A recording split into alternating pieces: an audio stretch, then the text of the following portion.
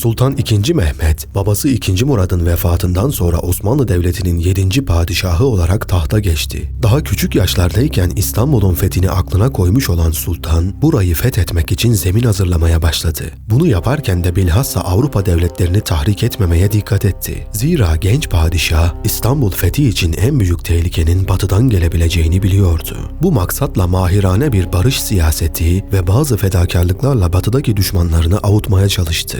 Hristiyan Avrupa'nın gözünde II. Mehmet, babası tarafından kabiliyetsizliği yüzünden tahttan uzaklaştırılmış, genç ve tecrübesiz bir padişahtı. Bu sebeple II. Mehmet'in tahta çıkması Avrupa'da memnuniyetle karşılanmıştı. Avrupa'nın Sultan Mehmet hakkında verdiği hüküm o kadar yanlıştı ki, onun tahta geçmesiyle Osmanlı kudretinin kendiliğinden düşeceği ve devletin söneceği zannedilmişti. Milano'da yaşayan hümanist Filelfo'nun Fransa Kralı 7. Charles'a yazdığı mektup, o sırada Avrupa'nın Sultan Mehmet hakkındaki düşüncelerini aksettirmektedir. Filelfo mektubunda şöyle demektedir: "Ve şunu da derhal öğrenmen gerekir ey Kral Carolus, Türklerin sahip oldukları askeri güç Asya'da bile zorlukla 60.000 kişiye ulaşmaktadır. Avrupa'da işgal etmiş oldukları eyaletlerdeki kuvvetleri ise 40.000'i geçmez. Üstelik bu askerlerin tamamı Türk de değildir. Aksine aralarında birçok Hristiyan kökenli asker bulunmaktadır. Türkler bunlara kibirle hükmeder, isteksizce ve zorla sefere gönderirler. Bu ordunun gücü Hunyadi'nin kazandığı zaferlerle birçok bakımdan zaten kırılmış ve engellenmiştir. Türklerin kudreti o denli tükenmiş, o denli zayıflamıştır ki artık zafer hakkında hiçbir kuşku yoktur. Ordularının zayıflığına bir de padişahın güçsüzlüğü eklenmiştir. Türkler artık ürkek ve çekingen bir geyik gibidirler. Başlarında bulunan kişinin haline bak. Henüz bir çocuk, hatta denilebilir ki son derece aptal ve kadınlara düşkün bir budaladır. Henüz 20 yaşına bile ulaşmamıştır. Hiç silah kuşanmamış, hiçbir savaşta bulunmamış, ne doğru olan bir şeyi öğrenmiş, ne tanımış ne de işitmiştir. Hayatı sürekli içki, sürekli zevk ve sefahat içinde geçmiştir. Devlet işlerinden habersizdir. Askeri disiplin nedir bilmez. Komuta etmeyi değil, buyruğa uymayı bile öğrenmemiştir. Böylesi birinin yönetimi altında askerlerin ne düzeni sağlam kalabilir, ne de savaşta sebat göstermeleri mümkündür. İşte bu yüzden düşmanımız eskisinden çok daha zayıftır." İşte Sultan II. Mehmet İstanbul'u almaya hazırlanırken Avrupalıların onun hakkındaki düşünceleri aşağı yukarı böyleydi. Bu sebeple İstanbul'un ciddi bir tehdit altında bulunduğuna kimse inanmıyordu. Genç hükümdarın batılı devletlere karşı takip ettiği barışçıl siyaset de bunu takviye etmekteydi.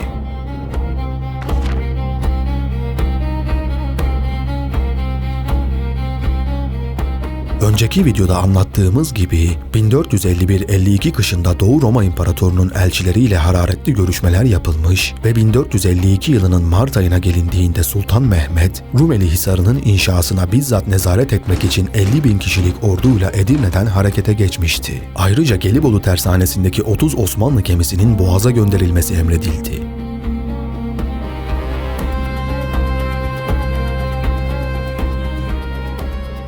Nihayet 26 Mart'ta bölgeye ulaşan Sultan, Zanos Paşa tarafından Şubat ayında yapımı tamamlanan deniz kenarındaki 6 köşeli burcu görünce çok sevindi. Hemen diğer vezirlere de kendi adlarına burçlar yaptırmalarını emretti. Vezirler ve beyler dahi bu hisarın inşasında bizzat çalışmış ve işçilere örnek olmuşlardı. Binlerce işçi çalıştırılmak suretiyle yapımına başlanan bu hisar, Sultan Mehmet'in gözetimi ve 30 gemilik bir donanmanın himayesi altında fasılasız bir çalışma ile 1452'nin Ağustos ayında tamamlandı. Boğaz'ı kontrol altına alan bu kaleyi bizzat padişah Boğaz Kesen diye isimlendirdi. 4 ay gibi kısa sürede inşa edilen hisarın denize bakan kapılarına ve kulelere büyük çapta toplar yerleştirildi. Aynı şekilde karşıdaki Anadolu Hisarı'na da top yerleştirildi. Sultan II. Mehmet Edirne'ye dönmeden önce Rumeli Hisarı'nın muhafazası için Firuz Ağa'yı görevlendirmiş ve emrine 400 asker vermişti. Firuz Ağa'ya Boğaz'dan geçecek bütün yabancı gemilerin durdurulması emredildi. Bu gemiler yelkenlerini indirerek kalenin önüne demir atacak, teftiş ve muayene edildikten sonra Boğaz'dan geçiş ücreti ödeyip yoluna devam edecekti. Bu emre itaat etmeyen gemilerin derhal batırılması emredildi. Nitekim aynı ay dur emrine uymayan arpa yüklü bir Venedik gemisi top ateşiyle batırıldı.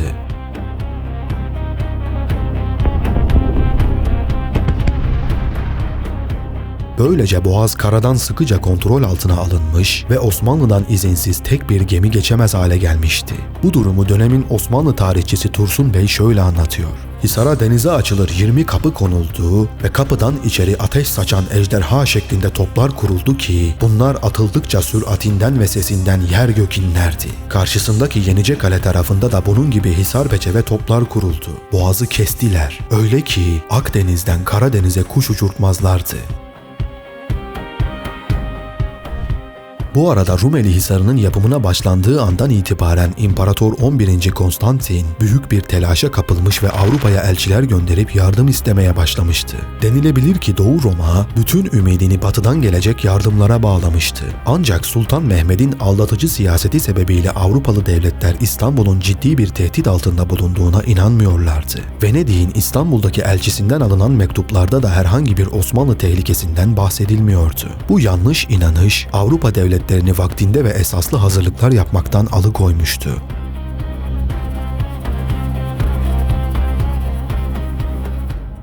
Doğu Roma İmparatorluğu'nun yardım istediği devletlerden biri de Macaristan'dı. Hunyadi Janosch, Silivri veya Misivri'nin kendisine verilmesi karşılığında yardım edebileceğini söyledi. Katalanların kralı da Konstantinopolis'e denizden yardım etmek mukabilinde Limne adasının kendisine verilmesini istedi. Denize düşen yılana sarılır kabilinden imparator bu teklifi de kabul etti. İmparatorun yardım için Roma'ya göndermiş olduğu elçileri karşılayan Papa 5. Nikola, Ortodoks ve Katolik kiliselerinin birleşmesi şartıyla yardım edebileceğini bildiriyordu. İmparator bu teklifi dahi kabul etmişti. Fakat bu Konstantinopolis halkında büyük bir tepkiye neden oldu. Halkın çoğunluğu, Konstantinopolis'te Latin külahı görmektense Türk sarığı görmek daha iyidir fikrini benimsiyordu. Dukas'a göre bu söz, İmparator Konstantin'in baş danışmanı Notaras tarafından söylenmişti. Öte yandan Sultan Mehmed, Doğu Roma'nın yardım arayışı içinde olduğunun farkındaydı. Ayrıca Roma'dan Konstantinopolis'e gelip giden elçiler ve kiliselerin birleşme meselesi büyük tehlike arz ediyordu. Kritovoulos'a göre Sultan Mehmed, Konstantinopolis'in askeri açıdan hayli kuvvetli olan Batılılara teslim edilmesinin Osmanlı için ciddi bir tehlike doğuracağını düşünüyordu. Bu sebeple hızlı hareket etmesi gerekiyordu. Sultanın ordusundan bir takım askerler Rumeli Hisarı tamamlanıp da Edirne'ye dönerken Konstantinopolis'teki Rum çobanlardan biriyle tartıştılar. Bunun üzerine Rumlar toplanarak bu Osmanlı askerlerine saldırdılar. İki taraf arasında büyük bir kargaşa çıkmış ve kılıçlar çekilmişti. Doğu Roma İmparatoru bu kargaşa üzerine Konstantinopolis şehrindeki Türkleri esir etti. İmparator bir kez daha büyük bir hata ettiğini daha sonra fark edecekti. Bu durum karşısında Sultan Mehmed'in artık Doğu Roma'ya harp ilan etmek için meşru bir sebebi daha bulunuyordu. Esasen geçen sene İmparator, Şehzade Orhan için verilecek tahsisatı 2 misline çıkararak Osmanlı ile arasındaki anlaşmayı zaten bozmuştu. Bu durum da Sultan Mehmed'e taahhütlerini bozma ve savaş ilan etme fırsatı vermişti. Ancak o, ilk başta maksadını gizli tutmuş ve Doğu Roma'ya derhal harp ilan etmekten kaçınmıştı. Rumeli Hisarı'nın inşası sebebiyle telaşa düşen imparatoru bir takım oyalayıcı sözlerle avutmaya çalışmış ve nihayet Hisar'ın tamamlanmasıyla büyük bir avantaj elde etmişti. Sultan Mehmed artık bu fesat ocağına kesin bir şekilde son vermek istiyordu.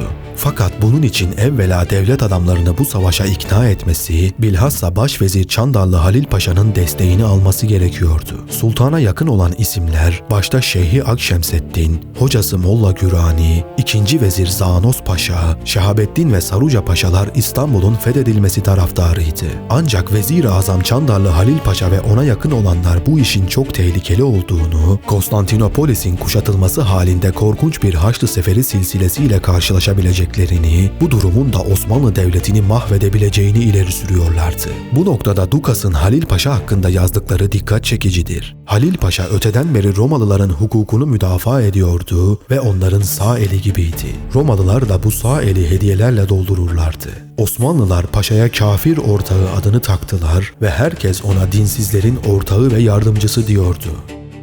Esasen Sultan Mehmed, Halil Paşa'nın fikirlerine karşı çoğunluğun desteğini zaten almış gibi duruyordu. Artık bu işi divanda alınacak kesin bir kararla sonuca bağlamak ve muhalefeti susturmak istiyordu. Zira divanda alınacak bir karardan sonra bu kararın aleyhinde konuşmak artık hıyanet sayılırdı.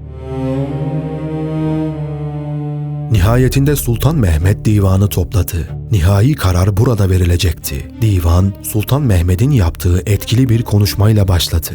Atalarım ve ecdadı izamım kesinlikle bilirlerdi ki dünya saltanatı ebedi olmaz ve şu fani cihanda kimse baki kalmaz. İnsanın nefesleri sayılıdır ve ölümsüzlük kapısı kapalıdır. Ve yine bilirlerdi ki yaratılışın gayesi Hak Teâlâ'yı bir bilip onun rızasını kazanmaya çalışmaktır. Server-i kainat sallallahu aleyhi ve sellem şöyle buyurmuştur: İnsanların en üstünü şol mümindir ki nefsi ve malı ile Allah Teâlâ yolunda gaza eyleye. Ecdadımız bu varlık ve fesat aleminde gaza ve cihadı bilmiş ve bulmuş, ömürlerinin sonuna kadar küfür ve dalalet ehliyle karşı karşıya gelip savaşmaktan bir an bile geri durmamışlardır. Onların saltanat günlerinde büyük bir gaza yapılmadık bir yıl ve kafirlerle büyük bir olay yaşanmayan bir ay bile geçmezdi. Şimdi biz de ilahi kelimetullah ve ihya-i sünneti Resulullah için elimizden gelen gayreti gösterip bütün imkanlarımızı seferber edeceğiz. Ta ki güzel bir nam bırakalım ve bizim için büyük bir ecir ve sevaba vesile olsun.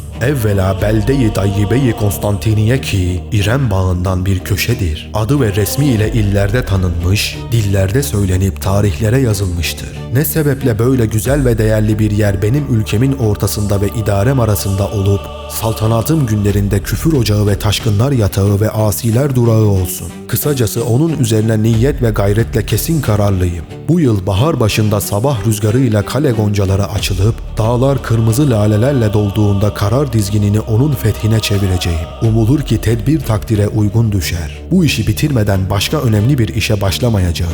Bu konuda sizin görüş ve düşünceniz neyse sununuz. Bunun üzerine Tacizade Cafer Çelebi, divanda birbirine zıt görüşler olduğunu, vezirlerden isabetli görüşlü, sağlam ve akıllı olanların bu düşünceyi yerinde bulduğunu, bir kısmının da şehrin fethinin zorluğunu ve diğer tehlikeleri öne sürerek bu husustan vazgeçilmesini daha uygun bulduklarını anlatır. Sultan II. Mehmet bu ihtilafı görünce şöyle cevap verdi: Alışılmış nice imkansız gibi görünen işte Allahu Teala'nın muradı varsa bütün kainat onun aksine çalışsa da bir yarar sağlamaz. Yine basit, elde edilmesi kolay bir işi de Allah dilemezse cümle alem onu yapmaya yönelse başaramaz. Bu hususta güvencem ne mal ve mülk bolluğuna, ne ordu ve yiğitlerin çokluğuna, ne de savaş araç gereçlerinin fazlalığınadır. Güvenim yalnız Hakk'ın lütuf ve yardımınadır. Asıl gaye de İslam'ın prensiplerini uygulamak olup başka değildir. Eğer o kalenin benim elimde fetholunması takdir edilmişse, kale burçları saf demirden olsa bile öfke ve kahır ateşiyle eritip mum gibi yumuşatırım. Şayet Hakk'ın dilediği başka türlüyse, hiç olmazsa niyetimle sevaba erişirim. Fakat o kerim padişahın lütfu geniştir. Aciz bir kulu samimiyetle ona yönelip bir iyilik dilerse, o da onu ümitsiz ve mahrum etmez. Böylece Sultan Mehmet'in şiddet ve heyecanla fetih fikri üzerinde azim ve kararını ilan etmesi, divandaki çoğunluğu bu fikir etrafında birleştirdi. Halil Paşa ve taraftarları ise savaş lehindeki bu genel heyecana karşı gelemediler ve seslerini çıkarmayarak umuma tabi olmak zorunda kaldılar. Menakıb-ı Akşemseddin isimli eserde bu toplantıyla alakalı ilginç bir husus yazar. Halil Paşa'nın iddialarını destekler görünen bir takım alimler bu meşverette söz alarak bu şehrin sahabiler ve nice ulular tarafından daha önce defalarca kuşatıldığını fakat fethin hiçbirine nasip olmadığını Resulullah sallallahu aleyhi ve sellem Efendimizin hadis-i şeriflerinden anlaşıldığına göre bu şehri Hazreti Mehdi'nin fethedeceğini söyleyerek Sultan Mehmet'i bu fetihten men etmeye çalışırlar. Bunu işiten Akşemseddin Hazretleri ise şöyle cevap verir: Konstantiniye'yi evvelen Sultan Muhammed Han fethedecektir. Sonra Beni Asfar alır. Beni Asfar elinden Mehdi Aleyhisselam fetheder. Menakıba göre Sultan Mehmed Han, Akşemseddin Hazretlerinin sözüne itibar ve itikad eder. Böylece karar verilmişti. Konstantinopolis şehri 1453 yılı baharında kuşatılacaktı. Sultanın emriyle hemen o günden tüm hazırlıkların yapılması emredildi. Bütün beylerbeyi, sancakbeyi ve subaşılara emirler yazılarak bahara kadar hazırlanmaları ve savaşa katılmak üzere toplanmaları bildirildi. Memleketin her köşesinde hummalı bir hazırlık başlamıştı. Osmanlı tarihçisi Neşri bu durumu eserinde şöyle anlatıyor: Etrafı alemden kendi arzusu ile gelen askerin sonu yoktu. Belki asıl ordudan daha çoktu. Alimler, şeyhler, dervişler, tekkelerdeki abdallar ve cihan halkı gazayı ekberdir diyerek İstanbul'a akıp geldi. Öte yandan Gelibolu tersanelerinde kızaklara yeni gemiler koyuluyor ve bahara kadar büyük bir donanma meydana getirilmeye çalışılıyordu. Bu gemilerin özellikle bakırla zırhlanmasına ehemmiyet veriliyordu. 1453 baharına kadar sıkı bir çalışmayla 147 parçalık bir donanma ortaya çıkacaktı. Baltaoğlu Süleyman'ın emrine verilecek olan bu donanmada kürekçilerden başka 20.000 Azep askeri mevcuttu. Sultan Mehmed Han Edirne'deki hazırlıkları kontrol ediyor, İstanbul ve civarının plan ve haritalarını bizzat çiziyor, topların nerelere konacağını, lağımların nerelere kazılacağını bu harita üzerinde tespit etmeye çalışıyordu. Öte yandan Doğu Roma'nın harp kudreti ve hazırlıkları hakkında bilgi toplanıyordu. Bu hazırlıklar devam ederken genç padişah bir taraftan da Doğu Roma İmparatoruna yardımı dokunacak kaynakları kurutmaya çalışıyordu. İmparatorun imdadına ilk yetişecek olanlar şüphesiz Mora'daki kardeşleriydi. Bu sebeple Mora despotları Thomas ve Dimitrios'un toprakları tahrip edilip İstanbul'a yardım edememesi için tazyik altında tutulmalıydı. Bu maksatla Turahan Bey ve akıncıları Mora üzerine sevk edildi. İbrahim Bey komutasındaki başka bir kuvvette Arnavutluk üzerine gönderildi. Edirne'de hararetli hazırlıklar devam ederken Sultan Mehmed, İstanbul yakınındaki son Doğu Roma topraklarının zapt edilmesini emretti. Rumeli Beylerbeyi Dayı Karacabey komutasındaki ordular 1453 kışında hızlıca harekete geçti. Misivri, Ahyolu, Süzebolu, Vize, Silivri, Perintos, Kartere ve Ayastefanos kısa sürede fethedildi. Osmanlı askerlerinin önünden kaçan halk İstanbul'a sığındı. Dayı Karacabey, İstanbul'daki Rumların şehirden çıkmalarına müsaade etmemekte, ayrıca Edirne'den taşınan harp malzemesinin İstanbul yakınına emniyetle ulaşması için yolların emniyetini sağlamaktaydı. Bu harp malzemelerinin en önemlisi hiç şüphesiz büyük şahi toplarıydı. Bu top 60 manda ile çekiliyor, topun kaymaması için iki tarafında 200 asker bulunuyordu. Yolun bozuk kısımlarında ve köprü yapılacak yerlerde yolları düzeltmek ve tahta köprü yapmak için önceden 50 inşaat ustası ve 200 amele gönderilmişti. Bu topları İstanbul önüne getirmek ve muhafaza etmek Rumeli Beylerbeyi Karacabey'in sorumluluğundaydı. Sultan Mehmed Han, dünyanın en güçlü kara surlarına sahip olan Konstantinopolis şehrini fethedebilmek için dünyanın en güçlü toplarına sahip olması gerektiğini düşünmüş ve bu hususa büyük ehemmiyet vermişti. Kendisi de bir top ustası olan Sultan, topların yapımı hususunda Mimar Müslihiddin ve yine mühendis olan Saruca'dan destek alıyordu. Cenevizli Donar Usta ve Macar Urban Usta'nın da katkılarıyla o güne kadar mevcut olmayan çapta büyük toplar hazırlandı. Bu toplara şahi denilmişti. Menzili 1 kilometreydi. Güllenin düştüğü yerde ise bir kulaç derinlikte çukurlar meydana getirdiği sabit olmuştu.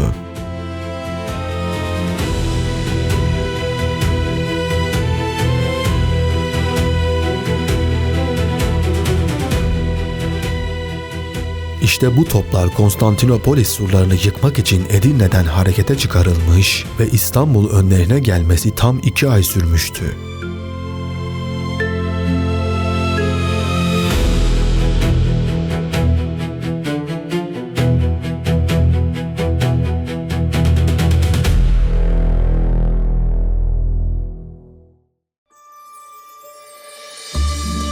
Sultan II. Murat kitabımız yayımlandı. 2024 yılında Harp Tarihi YouTube kanalımızda tamamladığımız Sultan II. Murat serimizi nihayet kitaba dönüştürdük. Bu kitapta videoda anlatamadığımız pek çok detay ve menkıbeleri bulacak, Sultan II. Murad'ı ve dönemini tüm yönleriyle tanıma fırsatı bulacaksınız. Böylece Osman Gazi, Yıldırım Bayezid ve Yavuz Sultan Selim kitaplarımızdan sonra bu yeni çıkan kitabımız ile birlikte toplamda 4 kitabı tamamlamış olduk. Açıklamadaki linklerden veya diğer kitap platformlarından tüm kitaplarımıza ulaşabilirsiniz.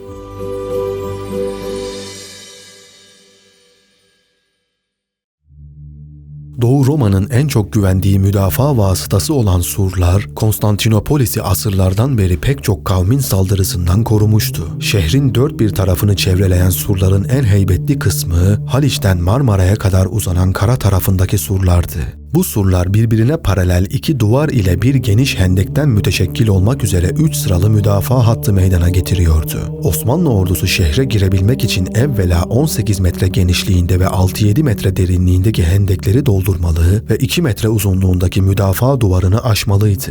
Ardından 8,5 metre yüksekliğinde ve 4 metre kalınlığındaki dış sur aşılmalı ve onun da ardından 12 metre yüksekliğinde ve 5 metre kalınlığındaki iç sur aşılmalıydı. Kara tarafını 2 kat sur ve bir müdafaa hendeği ile emniyete almış olan Doğu Roma İmparatorluğu, deniz tarafından da emniyette bulunmak için Haliç'in ağzını büyük bir zincirle kapatmıştı. Haliç önüne gerilen bu zincir, hem Haliç içindeki donanmayı tehlikeden koruyor, hem de diğerlerine nispetle daha zayıf olan Haliç tarafındaki surların hücuma uğramasına mani oluyordu. Konstantinopolis'in 1204 yılında Haçlılar tarafından işgal edilmesini sağlayan en önemli etken, o dönem surları olmayan Galata bölgesinin ele geçirilmesiydi. Böylece Haliç'teki zincirin bir tarafını ele geçirmiş olan Haçlılar, zinciri indirerek gemileriyle Haliç'e girmeyi başarmışlardı. Böylece Haçlıların kuşatması başarılı olmuş ve şehir düşmüştü. Ancak Sultan Mehmet'in Galata'yı zapt edebilmesi mümkün değildi. Zira Galata'nın hakimi olan Cenevizliler ile Osmanlı Devleti arasında bir anlaşma vardı. Sultan Mehmet daha önceden Galata'ya kesinlikle saldırmayacağına dair Cenevizlilere güvence vermiş, onlardan da Rumlara yardım edilmeyeceği sözünü almıştı. Fakat ne var ki Sultan Mehmet sözüne sadık kalmasına rağmen Cenevizliler verdikleri sözü bozacak ve kuşatma boyunca her fırsatta Rumlara yardım edeceklerdi.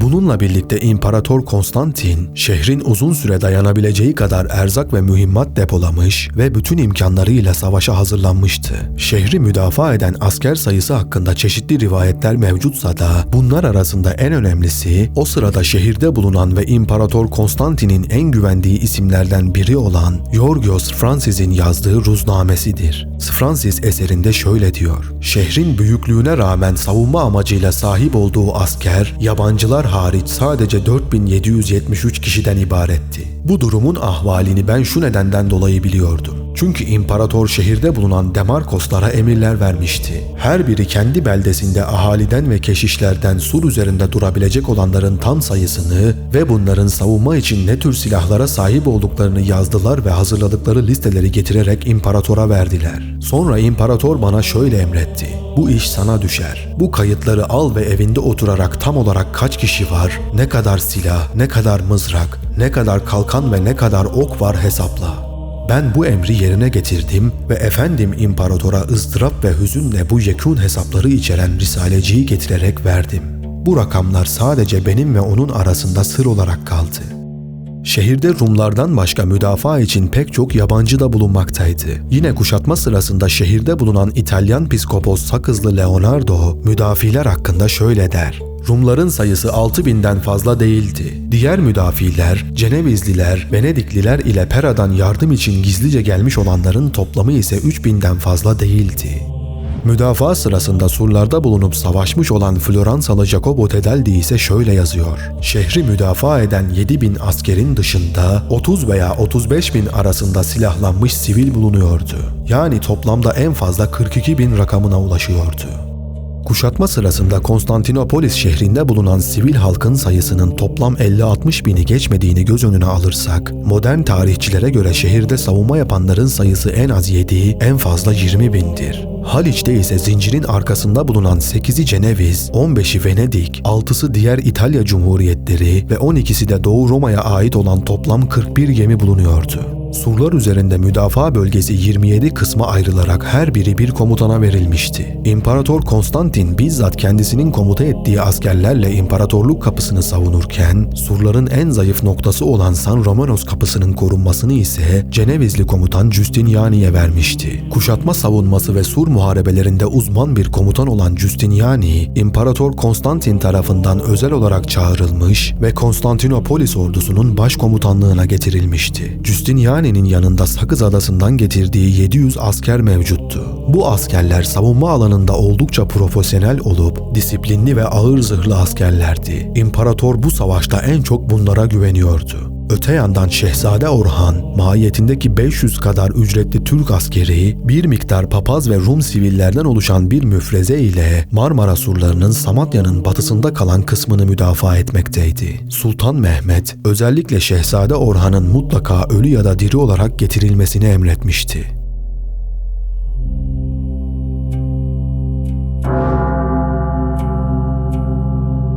Nihayetinde Sultan Mehmet ve ordusu bütün heybetiyle Konstantinopolis'e ulaştı.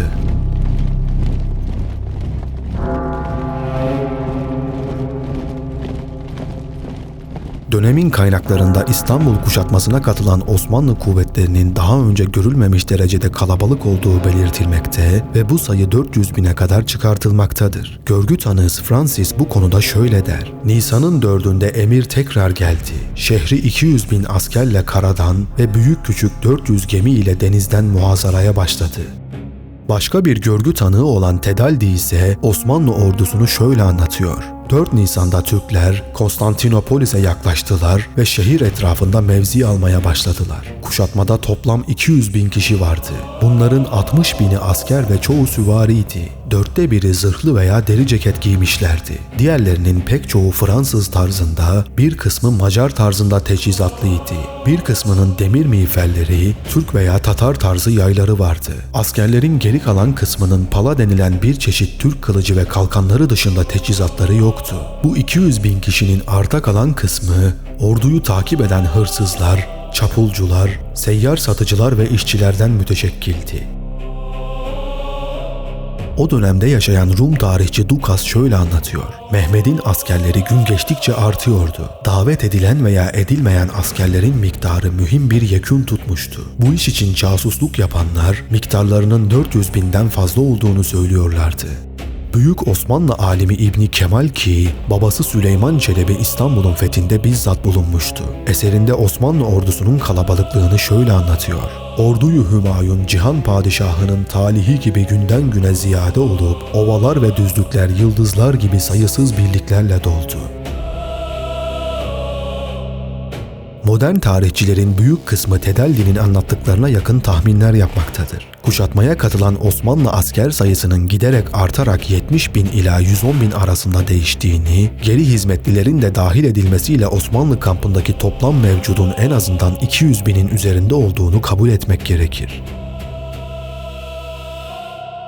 Kuşatma sırasında Doğu Roma valisi olarak Gökçeada'da bulunan Kritobulos, Osmanlı deniz gücünü ise şöyle anlatmaktadır: Uzun yıllar boyunca bu kadar büyük bir donanma denize açılmamış, deniz savaşı için bu kadar büyük hazırlık yapılmamıştı. Hiç beklenmedik bir anda ortaya çıkan donanma, zavallı Romalıları daha da şaşırtarak karamsarlığa kapılmalarına neden oldu. Daha önceki kuşatmalarda sadece karadan saldırıya uğramışlardı ve denize hükmettiklerinden bu yoldan bol miktarda erzak geliyordu. Böylece savaşa kolaylıkla dayanabiliyor, surları savunmaya yeterli sayıda asker ayırabiliyorlardı. Şimdi savaşın hem karadan hem de denizden yürütüleceğini görünce paniğe ve korkuya kapıldılar. Sultanın donanması denize işte böyle açıldı.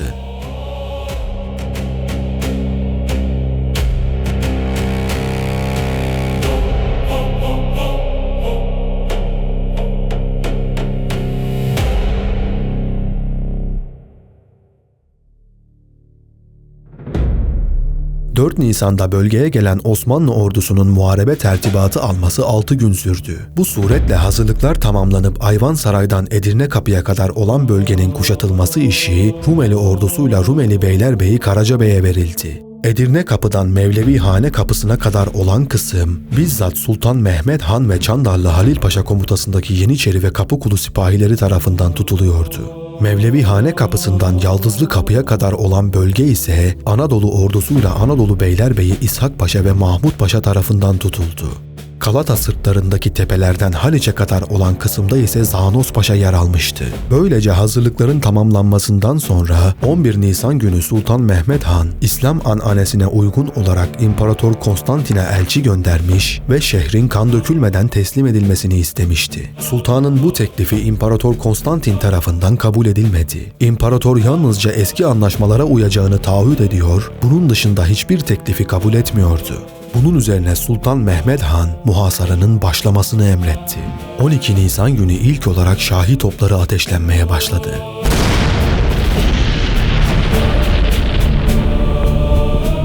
Bu topun şehirde meydana getirdiği korkuyu devrin tarihçisi Dukas şöyle anlatıyor. Top ustası birinci gülleyi attığı zaman gürültüyü işitmiş olan şehir ahalisi hayrette kaldı ve şöyle dediler: "Tanrım, bize merhamet et."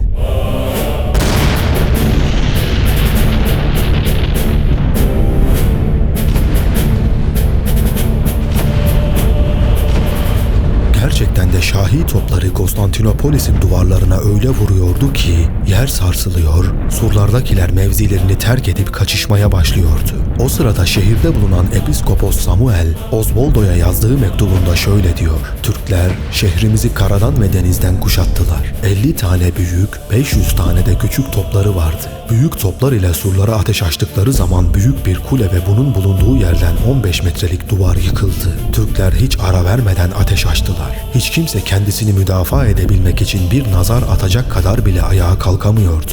Böyle bir top atışına karşı yapılacak hiçbir şey yoktu. Yine kuşatmada hazır bulunan Osmanlı tarihçisi Tursun Bey şöyle anlatıyor: Toplar, ejderha misali ateş saçan toplar ki her birinin taşı Elburuz Dağı'na dokunsa birazını havaya, birazını da deryaya salar. Şehir toplar ve mancınıklarla öyle dövüldü ki şehre bir zelzele ve gök gürlemesi gibi bir gürültü bıraktı. Aynı gün Baltaoğlu Süleyman Bey'in emrindeki Osmanlı donanması büyük bir heybet ile Konstantinopolis'e ulaştı. O sırada Haliç'teki gemilerden birinde bulunan Venedikli doktor Niccolo Barbaro tuttuğu günlükte bunu şu sözlerle anlatıyor: Nisan ayının 12. günüydü. Saat 3 ortalarında Türk'ün donanması Konstantinopolis limanının önüne geldi. Bu donanmanın hep kürek çekerek geldiğini gördük ve Anadolu yakasına doğru ilerledi. Çünkü Türk'ün memleketiydi. Eğer bu donanma Konstantinopolis önüne gelmiş olsaydı biz Hristiyanların donanması tarafından çok zarar görürdü. Gündüz vakti saat 7'de bu donanma Sütunlar denilen mahalde demir attı. Demir attıkları bu mahalde büyük çapta çığlıklar ve nakkara ile ve hatta davul sesleri öyle bir gürültü çıkardılar ki donanmamız ile karada bulunanlarda büyük bir korku meydana getirecek şekildeydi.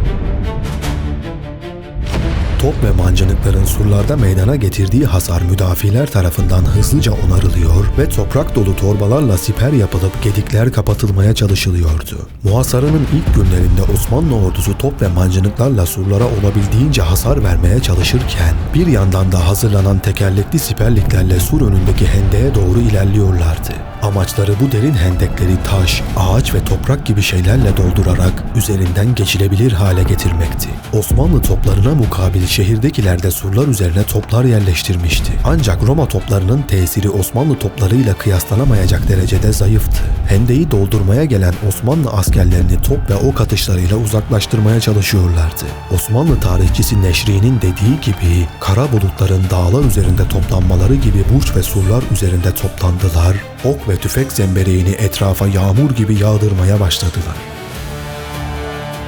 Rumların atışlarına karşı açık hedef olmamak için hendeğin hemen dış tarafına siperler kazılmış ve Osmanlı ordusu kazdıkları bu siperlerin arkasına geçerek surdakilere aralıksız olarak ok ve tüfek atışları yapmaya başlamışlardı. Öte yandan bu siperlerin içinden de yer altından şehre kadar uzanacak lağımlar kazılmaya başlandı. Şehir savunucularından Sakızlı Leonardo şöyle anlatıyor: Sultan bir taraftan surları toplarla sürekli dövdürürken diğer taraftan hile ile şehrin daha çabuk düşürüleceğine inanıyordu.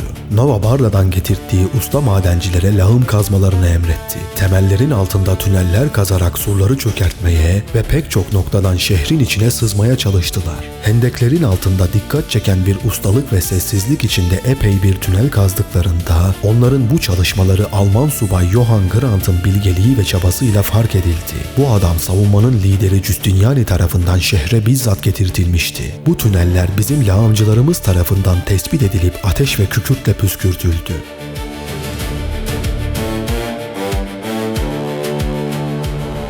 Çarpışmanın ilk günlerinde Sultan Mehmet surlarda önemli yıkım yapılana kadar aralıksız şekilde şehri bombardımana devam etti. Nihayet dış surların dip taraflarında yıkıntılar meydana gelmiş ve 3 tane burç yıkılmıştı. Ayrıca iç surlardaki 2 burç da yıkılmıştı. Öte yandan surların önündeki hendeğin büyük kısmı taş, toprak ve ağaçlarla doldurulmuş ve askerlerin geçebileceği hale gelmişti. Bu süre zarfında surlara çıkabilmek için pek çok merdiven ve savaş kuleleri inşa edilmişti. Tüm hazırlıkların tamamlandığını gören Sultan Mehmet 18 Nisan'da genel taarruz kararı aldı. Bu plana göre karadan ve denizden olmak üzere 2 cephede birden saldırıya geçilecekti. Baltaoğlu Süleyman komutasındaki donanma Haliç zincirini koruyan gemilere saldırarak zinciri kırıp geçmeye çalışacak, kara ordusu da surları aşarak şehre girmeye çalışacaktı. Sakızlı Leonardo, Osmanlı ordusunun ilk taarruz öncesi yaptığı hazırlıkları şu sözlerle anlatıyor. Ahşap kuleleri istihkamların yakınında inşa ettiler. Onların ayrıca dallardan ve sazlardan yapılmış örme siperleri, uzun koç başları ile tekerlekli merdivenleri ve Romalıların Kartacalıları muhasara ederken dahi inşa edemeyecekleri siperli arabaları vardı. 18 Nisan tarihinde Osmanlı ordusu kılınan namazın ardından topluca dua ettiler ve mehteran eşliğinde hücuma başladılar. Bu saldırı sırasında orada bulunan Nestor İskinder bu ilk taarruzu bizzat kendi gözlemleriyle şu şekilde anlatıyor. Türkler kendi kafirliklerine uygun dualarını yaptıktan sonra borazanlarını çalmaya başlayıp tef ve davullar ile iştirak ettiler. Çok sayıda top ve arkebuz atışıyla şehir surlarını vurmaya başladılar ve ardından saldırıya geçtiler. Surların üzerine öyle yoğun ok ve mermi atıyorlardı ki bu yoğun saldırı karşısında kimse surların üzerinde duramadı. Böylece müdafiler geri çekilip yapılacak hücumu beklediler. Fakat bazıları da mümkün mertebe surlardan top ve arkebuz ateşleyerek çok sayıda Türk'ü öldürmeyi başardılar. Patrik, rahipler ve din adamları aralıksız olarak dua ediyorlar, Tanrı'nın yardımını ve şehrin kurtuluşunu bekliyorlardı. Nihayetinde Türkler büyük saldırıya başladılar. Başlangıçta surlara yaklaşanların çoğu öldürüldü. Fakat daha sonra büyük bir çığlık gürültüsü duyuldu. Bütün ordu her bir taraftan aynı anda şehre saldırmaya başladı. Bağırıp çağırarak muhtelif cins ateşli silahla, bazıları ellerinde merdivenler, bazıları surları yıkmak için aletler getirdiği ve şehri elde etmek için her türlü tuzaklarını hazırlıyorlardı. Kara tarafındaki genel taarruz bu şekilde başlayıp tüm şiddetiyle devam ederken, Baltaoğlu Süleyman emrindeki gemiler de Haliç'teki zincirin önüne kadar gelmiş ve savaş pozisyonu almıştı. Şehri müdafaa eden gemiler zinciri korumak için oraya yığınak yapmış ve hazırlanmışlardı. Romalı tarihçi Kritobulos buradaki savaşı detaylı bir şekilde anlatmaktadır. Baltaoğlu bütün gemilerini savaş düzenine sokup askerlerini silahlandırdıktan sonra büyük bir gayret, coşku ve şiddetle çığlıklar ve savaş naralarıyla zincire doğru hareket etti. Gemilerini silahların menziline girecek şekilde biraz geride tutarak uzaktan ok ve top atışlarıyla taarruzu başlattı. Sonra şiddetle zincire doğru ilerledi. Güvertedeki ağır teçhizatlı askerlerden bazıları gemileri elleriyle yakmaya çalışırken bazısı ateşli oklar atıyor, demir halatları kesmeye çalışıyor, çengeller ve iskeleler atıp gemilere tırmanmaya çalışıyordu. Bazıları da uzun mızrak ve kargılarla düşmanlarına saldırıyordu. Herkes büyük bir coşku ve hevesle çalışıyordu. Ancak şehir savunucularının tayfaları daha yüksekten savaştığı için yukarıdan taş, mızrak ve kargılar atarak birçok askeri yaralıyor ve öldürüyorlardı. Bir taraf galip gelip zorla Haliç'e girmeye çalışırken diğer tarafta kendilerini savunarak limanı ve gemileri korumaya çalışıyordu. Sonunda yiğitçe savaşan savunucular saldırıyı püskürterek Baltaoğlu'nu geri çekilmeye zorladılar ve gerçek bir kahraman olduklarını gösterdiler. Deniz tarafından yapılan saldırı böylece başarısız olmuş ve Osmanlı donanması yeniden Beşiktaş'a çekilmek zorunda kalmıştı. Öte yandan karadan yapılan saldırılar tüm şiddetiyle devam ediyordu. Osmanlı ordusu savaş kuleleri ve merdivenlerle surlara dayanmış ve dış suru ele geçirmeye başlamıştı. Osmanlı tarihçisi Neşri burada vuku bulan mücadeleyi şöyle anlatıyor. Her bir yiğit kalkanını sırtına vurarak alaca renkli bir kaplan gibi Hisar Dağı'na durmadan akardı. Bu yiğitler hücum ile yürümüşler, duvarın dibine kadar varmışlardı. Kimi burçların tepesine çıkar, kimi aşağıda durup ok ve tüfekle surdakileri güvercin misali avlardı. Kafir ölülerinin başları yanmış odun ve hınzır ölüsü gibi kararırken şehit olan Müslümanların yüzleri dolunaya benzerdi. Gaziler aşağıdan kafirlere okların diliyle küfrederler, onlar da yukarıdan gazilerin üzerlerine ulu söğenler bırakırlardı. İçeriden dışarıya taş ve ağaç gökten kaza iner gibi inerdi. Yukarıdan Müslümanların üzerine kaynar sular ve kaynar ziftler akıtarak cehennemde kendilerine olacak azap cezasına sıcak sularla elim azaplar ederlerdi.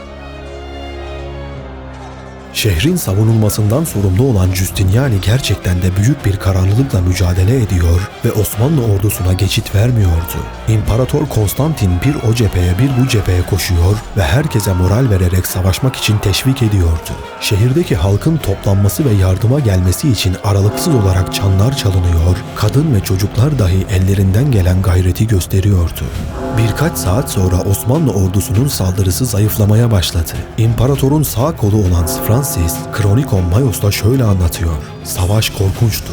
Güneşin doğuşundan önce başlamış ve tüm gün sürmüştü. Dış surlarda bulunan bizimkiler cesaretle savaşıyor, onların surlara tırmanmalarına engel oluyorlardı. Bir kısmını merdivenlerden yuvarlıyor, tahta merdivenleri parçalıyorlardı. Savaşçılarımız düşman saldırılarını defalarca püskürtmeyi başarmış ve kuşatma makinelerini ateşe vermişlerdi. Sultan tedirginleşmiş ve ne yapacağını bilemez hale gelmişti. Yanındaki müşavirleri de aynı durumdaydılar. Bu ana kadar durum böyleydi.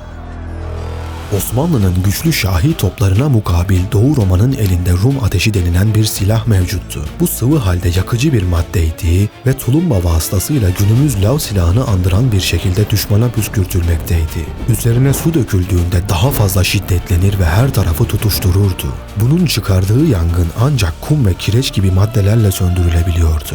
Gerçekten de Rumlar işte bu silahlarıyla Osmanlı ordusunun savaş kulelerini yakarak imha etmişlerdi. Böylece karadan ve denizden gerçekleştirilen bu ilk taarruz başarısız oldu. Ancak bu başarısızlık Sultan Mehmed'in azim ve kararlılığını sarsmadı. Sultan şehri alabilmek için yeni çareler aramaya devam etti.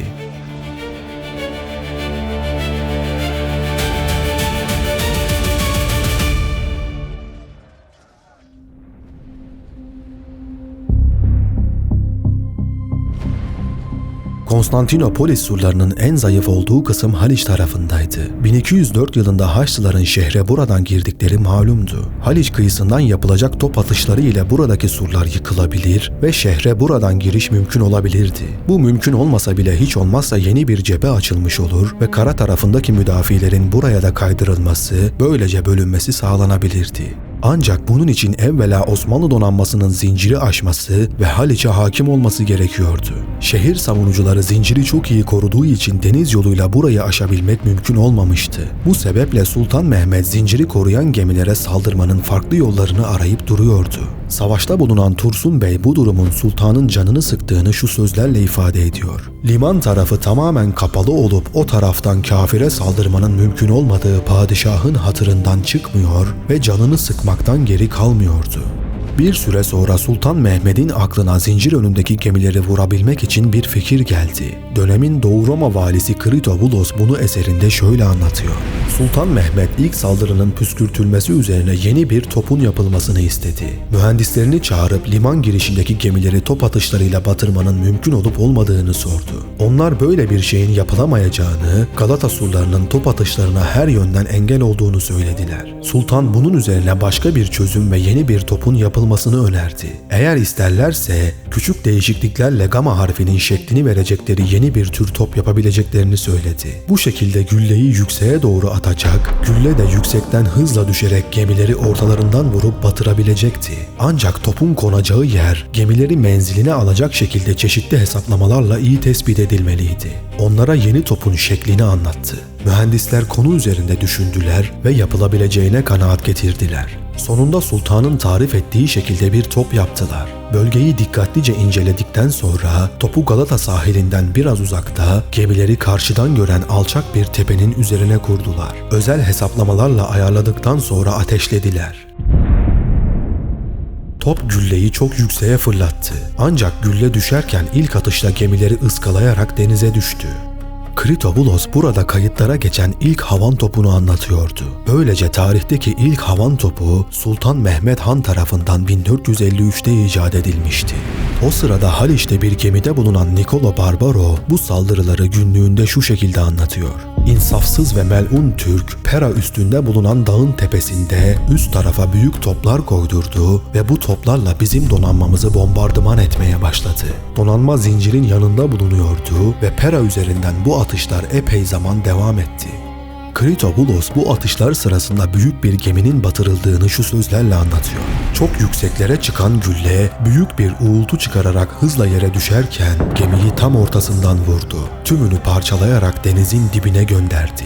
Mürettebatın bir kısmını anında öldürürken bazılarının da boğulmasına neden oldu. Hayatta kalan az sayıdaki tayfa büyük zorlukla yüzerek yakınlardaki gemilere çıktı. Bu beklenmedik olay şehri savunanları şaşırtarak büyük korku ve endişeye yöneltti. Görgü şahidi Sakızlı Leonardo şöyle diyor: "Yüklü geminin anında denizin dibine batması bizim için bir felaketti. Bundan sonra diğer gemiler batma tehlikesinden korunmak için Galata surlarına doğru sokuldular."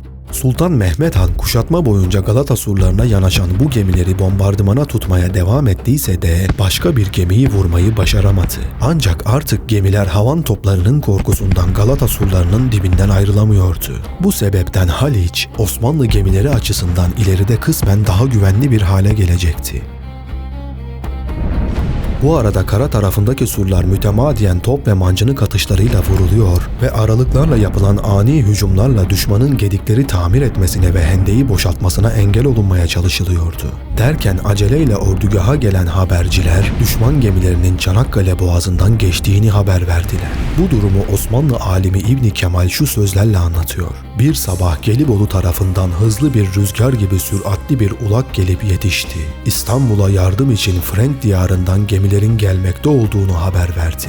Bunun üzerine muradına ermiş hükümdar derhal atına bindi, mahiyetiyle birlikte deniz kıyısına indi." Bu haberci Osmanlı karargahına ulaştığı sırada saat takriben sabah 10 civarıydı ve gelen düşman gemileri ufukta belirmiş durumdaydı. Sultan Mehmet, Beşiktaş'ta bulunan Baltoğlu Süleyman Bey'e derhal haber göndermiş ve gelen gemilerin mutlaka durdurulmasını, tayfaların ölü veya diri olarak huzuruna getirilmesini emretmişti. Bunun üzerine Baltoğlu hızlıca hazırlıklara başladı. O savaş için hazırlık yaptığı sırada şehrin Marmara Denizi kıyısında Osmanlı'ya ait 18 nöbetçi kadırga bulunuyordu. Gelen düşman gemilerini ilk olarak bunlar karşılayacaklardı. Gelen bu gemiler Papa tarafından Konstantinopolis'e yardım olarak gönderilmiş 3 büyük Ceneviz gemisi ile 1 büyük Roma gemisiydi. Gemilerin her birinde 400 zırhlı asker, çok sayıda mühimmat ve zahire bulunuyordu. Nihayet iki donanma karşı karşıya geldi. Osmanlı gemileri hızlıca bunların etrafını sardı ve kıran kırana bir mücadele başladı. İmparatorun yardımcısı Francis, savaşın şiddetini şöyle tasvir ediyor: "Surların üzerinden tüm bunları seyretmekte olan bizler, Tanrı'dan gemileri ve bizleri korumasını diliyorduk. Aynı şekilde padişah da sahilde atının üstünde olup bitenleri takip ediyordu. Gökleri inleten bu bağrışmalarla diğerlerinin meydana getirdiği sesi tarif edemem."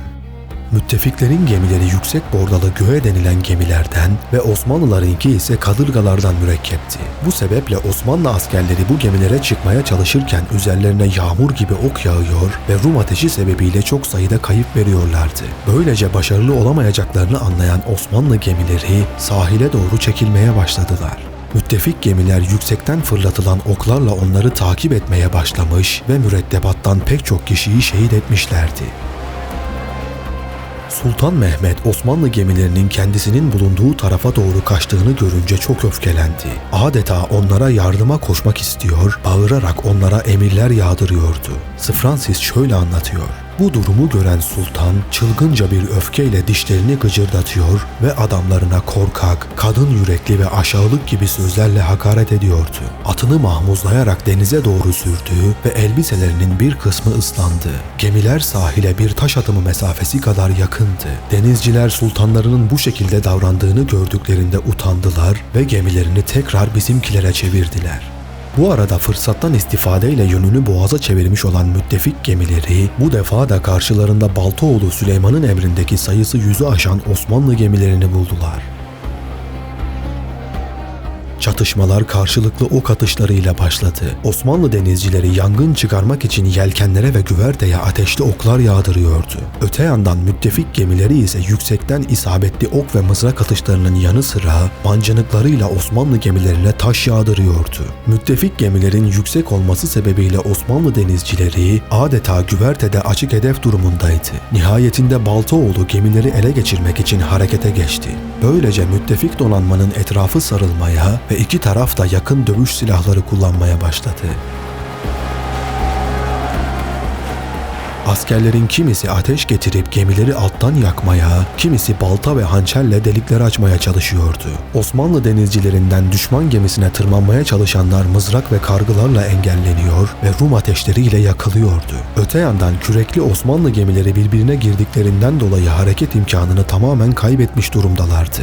Surlardan bu savaşı seyreden Sakızlı Leonardo şöyle anlatıyor: Ceneviz gemilerinin komutanları Domenico de Novara ve Battista Feliciano canla başla savaşmaya devam ettiler. Mancınıklar dehşetengiz atışlar yapıyorlardı. Gemilerin yüksek güvertelerinden yapılan Rum ateşi sağanağı birbirine çok yakın seyreden Türk gemilerine düşüyordu. İmparatorun gemisi Kaptan Falantanelas komutasında kendini soylu bir şekilde savundu. Toplar gürledi ve ortalık haykırışlarla çınladı. Kadırgaların kürekleri parçalanırken Türkler birbiri ardınca vurularak düştüler. Putperest feryadu figan ediyordu ve ordusu endişe içindeydi.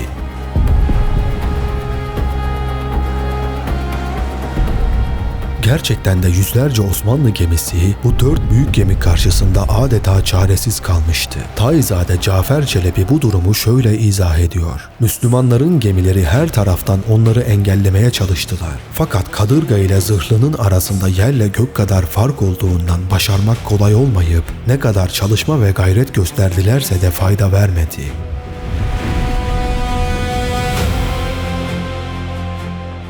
Bu esnada şiddetli esen rüzgar müttefik gemilerin yelkenlerini son haddine kadar şişirdi. Bundan istifade eden müttefik donanması Osmanlı gemileri arasından sıyrılıp Haliç'e doğru hızla ilerlemeye başladı.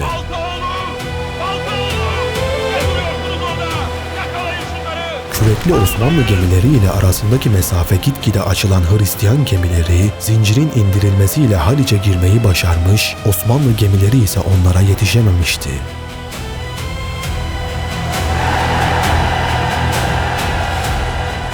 Bu savaş herkesin gözü önünde cereyan ettiğinden Osmanlı ordusunda büyük bir moral bozukluğuna, şehir savunucularında ise büyük bir sevinç ve coşkuya sebep olmuştu. Sakızlı Leonardo bu savaşın iki taraf içinde ne tür bir psikolojik etki meydana getirdiğini şu sözlerle ifade ediyor. Onlardan pek çoğu öldürüldü. Casuslarımızın ve ordudan kaçanların rivayetlerinden öğrendiğimize göre onlardan yaklaşık 10.000'i bir kısmı kılıçla, bir kısmı ok ve ateşli silahlarla, kalanlar ise aldıkları yaralardan ötürü öldü. Bütün ordu yastaydı. Saldırıya katılan kürekli çektirilerin sayısı 200 civarındaydı. Sultanın gayreti boşunaydı. Onca çektirisi tek bir düşman gemisini dahi ele geçirememişti. Ordusunun göründüğü kadar güçlü olmadığı anlaşılmaya başlanmıştı. Elbette Piskopos'un verdiği rakamlar oldukça abartılıdır. Ancak savaş esnasında şehirdekilerin düşüncelerini yansıtması bakımından önemlidir. Kritogulos'a göre ise bu deniz savaşında Osmanlı ordusu 100'den fazla adam kaybetmiş ve 300'den fazla da yaralı vermişti. Öte yandan müttefik donanmasında ise 22 ölü ve pek çok yaralı vardı. Kuşatmanın başından bu yana Osmanlı ordusu 3. defadır başarısız oluyordu ve bu durum Osmanlı ordusunda bir umutsuzluğa sebep oldu. İdris-i Bitlisi bu durumu şöyle anlatıyor. Hakikaten bu hadise ile Müslümanlarda bir kırgınlık hasıl olmuştu. Muhasaraya taraftar olmayanlar bu olayı delil olarak kabul etmiş ve sultana muhasaradan vazgeçmesi için yol göstermeye çalışmıştı. Nitekim devlet erkanının ekseriyeti muhasaranın terk edilerek barış yolunun aranması konusunda Vezir-i Azam Halil Paşa ile hemfikir olmuşlardı. Fakat Sultan Mehmet yüksek himmetinin yardımı ve az sayıda destekçisiyle fetih işinde gayret gösteriyordu. Az sayıda din alimleri özellikle Şeyhülislam Akşemseddin ve Molla Ahmet Gürani ile saltanat erkanından Vezir Zağnos Paşa bu hususta sultana destek veriyorlardı. Bu durum Menakıb-ı Akşemseddin'de şöyle anlatılıyor. Sonra Frenk diyarından gemiler geldi. Çok asker ve azık geldi ki kafirler şenlik eylediler. Ulema ve umera toplandılar ve padişaha geldiler. Bir sufinin sözüyle bu kadar asker helak oldu ve bu kadar hazine telef oldu. Hala Frangistan'dan kafire imdat geldi. Fetih ümidi kalmadı dediler. Böyle söylemelerinin sebebi Akşemseddin Hazretlerinin yaptığı manevi keşifti. Şeyh Akşemseddin manevi keşfi ile Konstantiniye'nin Sultan Mehmet Han tarafından fethedileceğini müjdelemiş ve sultan da onun bu keşfine itimat etmişti. Fakat alınan bu son yenilgiden ve askerin de ekserisinin yeise düşmesinden dolayı Sultan Mehmet'in canı gerçekten çok sıkkındı. Vesveseler aklını çelmeye çalışıyordu. Acaba gerçekten Müslümanların kanlarını boş yere mi akıtıyordu? Fetih nasip olmayacaktı ve boşa mı ümitleniyordu? Şeyh Akşemseddin'e itimat etmekle hata mı etmişti? İşte tam bu sıradadır ki Şeyh Akşemseddin o gece kendisini teselli edecek bir mektup yazıp padişaha gönderdi. Mektupta selamdan sonra şöyle yazıyordu. Düşman gemilerinin neden olduğu olay kalbimizde büyük bir ızdırap ve karamsarlığa sebep oldu. Bu imkandan istifade etmek mümkün olmadı ve hadisenin aleyhimize gelişmesine yol açtı. Birincisi, kafirler sevinip şamata yaptılar. İkincisi, mübarek zatınıza karar verme konusunda yetersizlik ve otoritenizi uygulayamama gibi kusurlar isnat edildi. Üçüncüsü, bu fakirin duasının kabul edilmediği ve fetih müjdemizin muteber olmadığı isnat edildiği ve dahi mahzur çoktur. Şimdi hoş görme ve yumuşaklık gerekmez. Böyle bir meselede iyice soruşturmak ve bu ihmal ve gevşeklik kimden kaynaklandı ortaya çıkarmak ve büyük ceza vermek gerektir. Görevden azletme ve şiddetli cezalandırma gibi. Eğer bu yapılmazsa yarın bir gün kaleye hücum edildiğinde ve hendek doldurmak gerektiğinde gevşeklik gösterirler. Bilirsiniz, ekseri yasak Müslümanıdır. Allah için canını ve başını koyan azdan azdır. Meğer ki bir ganimet göreler, canlarını dünya için ateşe atarlar. Şimdi sizden rica olunan şudur ki, gücünüz yettiği kadar ciddiyet ve gayret gösterip, hem fiilen, hem emirle, hem hükümle ve hem de sözle gerekeni yapasınız. Bu durumda olanların gereği gibi şiddetle cezalandırılmasını, merhameti az olan bir kimseye havale edesiniz ki, işini layıkıyla yapsın. Bunun şeriatta yeri vardır. Ey Nebi! Kafirlere ve münafıklara karşı cihad et. Onlara sert davran. Bir acayip şey vaki oldu. Üzüntüyle otururken Kur'an-ı Azim'e tefeül ettik. Seyyidlerin Sultanı Cafer-i Sadık'ın işaret ettiği üzere bu ayet geldi. Allah, erkek ve kadın münafıklara ve kafirlere içinde ebedi kalacakları cehennem ateşini vaat etti. O onlara yeter. Allah onlara lanet etmiştir. Onlar için devamlı bir azap vardır.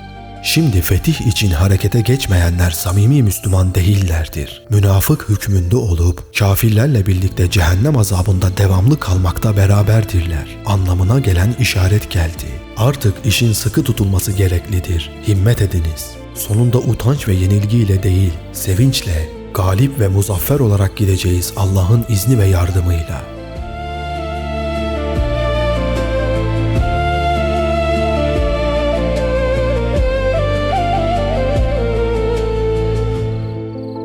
Bu mektup Sultan Mehmet Han'ın azim ve kararlılığını iyice sağlamlaştırdı.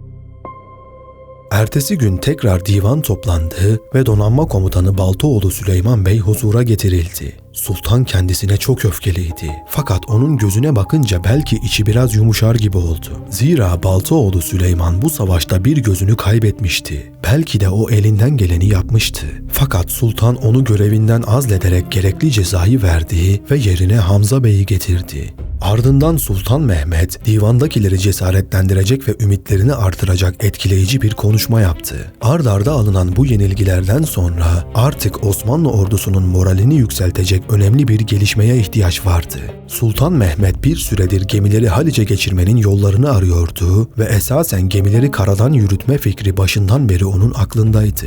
Bu hazırlıkların yapılmasını Zağnos Paşa'ya çok önceden emretmiş ve bu plan büyük bir maharetle gizlenmişti. Zağnos Paşa gemilerin karadan yürütüleceği güzergahı kısa bir süre önce hazır hale getirmişti. Güzergah üzerindeki ağaçlar kesilmiş ve gemilerin yürütülmesi için 3 mil uzunluğunda bir kanal kazılmıştı. Daha sonra bu kanala kalaslar döşenmiş ve zeytinyağı ile iyice yağlanmıştı. Sultan Mehmet şimdi harekete geçip gemileri karadan yürütmeli ve Haliç'e egemen olarak ordusunu yeniden gayrete getirmeliydi. Böylece emir verildi ve harekete geçildi. Fetihte bulunan Tursun Bey bu emri şu şekilde anlatıyor. Sultan emretti ki kadırgalar ve üstün kayıklardan bazıları Galata Kalesi ensesinden karadan çektirilip liman denizine salınalar. Böylece kuşatma tamamlanıp düşmanın endişesine ve onları ayırmaya sebep olsun. Esasen bu plan uygulamaya koyulmadan önce düşmanı şaşırtmak ve dikkatini dağıtmak için karadan top atışları şiddetlenmiş, havan toplarıyla saldırıya geçilmiş ve bir takım gemiler zincire doğru yaklaşmışlardı. Düşman gerçekten de o gün bir umumi taarruz olacağı hissine kapılmıştı. Niccolo Barbaro o gün günlüğüne şunları yazmıştı. Nisan ayının 21. günüydü. Bütün gün San Romano kapısındaki kara surlarını bombardıman ettiler. Açılan top ateşinden dolayı bir kule yerle bir oldu ve duvardan geçilecek yerler açıldı. Bugün kara tarafındakilerde ve hatta donanmada bulunanlarda bir korku başladı. Büyük bir şüpheye düştük ve içinde bulunduğumuz günde bir umumi taarruza başlanmamasını temenni ettik. İşte düşmanın dikkatini bu şekilde dağıtan Sultan Mehmet Han, o gün gemilerin karadan yürütülebilmesi için son hazırlıkları tamamlamakla meşguldü. Nihayet akşam olduğunda 21 Nisan'ı 22 Nisan'a bağlayan gece gemiler karadan yürütülmeye başlandı. Kritobulos bu hadiseyi şöyle anlatmaktadır. Çok sayıda işçinin çalışmasıyla beklenenden kısa sürede kazılan kanallara hemen gemiler getirtildi. Altlarına büyük mertekler döşendi. Dik durmaları için sağlı sollu dayanaklarla desteklendi, halatlarla iyice bağlandı.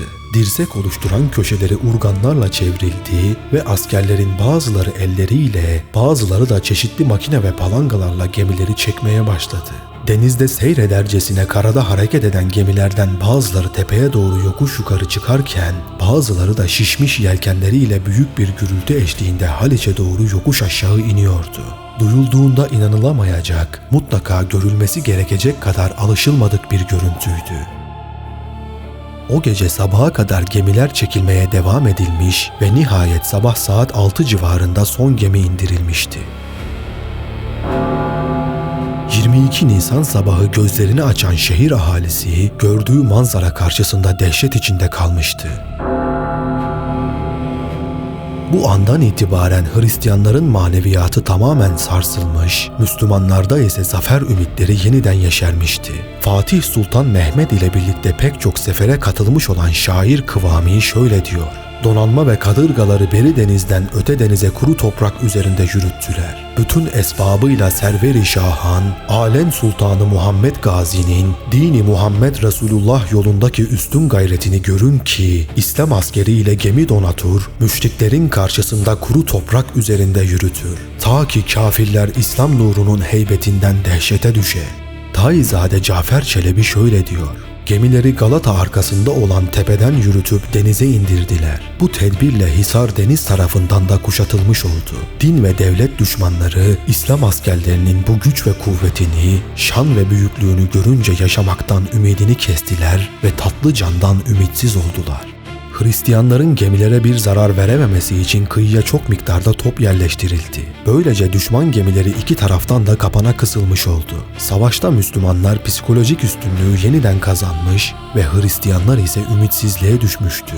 İmparator Konstantin'in yardımcısı Francis dahi bu olay karşısında hayretini gizleyemez ve şöyle der: Gerçekten de bu insanı hayran bırakan bir deniz savaşı örneğiydi. İmparator ve şehir halkı bu manzarayı görünce büyük bir endişeye kapıldı. Görgü tanığı Sakızlı Leonardo şöyle diyor: Sultanın bu dahice darbesiyle hepimiz dehşete düştük. Şimdi artık limanın kontrolünü de kaybetmiştik. Başka bir görgü tanığı Ostravitsalı Konstantin şöyle diyor: İşte o sırada savaş da bitti. Zira gemilerin karadan denize kadar insanlar eliyle çekildiğini görmek büyük bir hayret uyandırmıştı. Dönemin tarihçisi Dukas şöyle diyor: Böyle bir harikayı kim gördü ve işitti? Neslinin son sultanı olan bu yeni Makedonyalı İskender, karayı denize tahvil etti ve gemileri dalgalar yerine dağların tepelerinden geçirdi.